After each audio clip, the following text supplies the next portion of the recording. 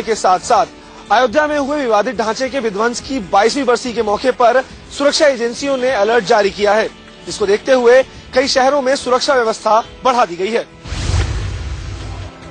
सुरक्षा एजेंसियों ने अयोध्या में विवादित ढांचे के विध्वंस की 22वीं बरसी पर दिल्ली में आतंकी हमले की आशंका जताई है।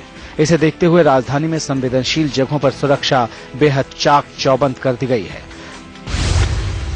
बाबरी मस्जिद विध्वंस की बरसी के मौके पर दिल्ली समेत देश भर में सुरक्षा के पुख्ता इंतजाम किए गए हैं और खासतौर पर दिल्ली की अगर हम बात करें तो यहाँ की कुछ संवेदनशील इलाके ऐसे हैं जहाँ पर सुरक्षा के काफी ज्यादा चाक चौबंद इंतजाम किए गए हैं।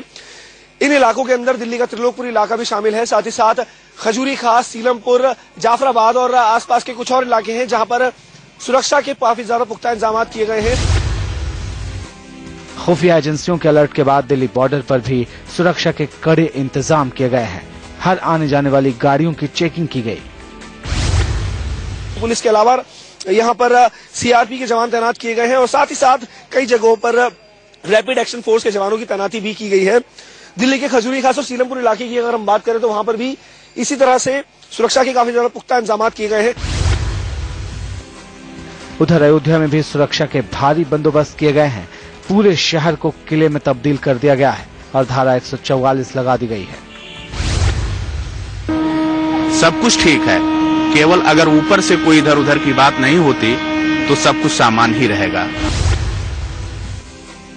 अयोध्या में पुलिस की 14 कंपनियां भेजी गई हैं, जिसमें करीब 10,000 सुरक्षा कर्मियों की ड्यूटी लगाई गई है। इसके अलावा यूपी के हर शहर में खास चौकसी बरती जा रही है। गोरखपुर, मथुरा समेत कई शहरों में सुरक्षा के कड़े इंतजाम किए गए हैं।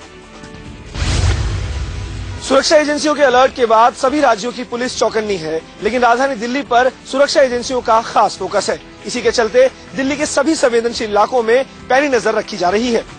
कैमरा पर्सन धर्मेंद्र के साथ नरेश बिस्वानी, इंडिया न्यूज, दिल्ली।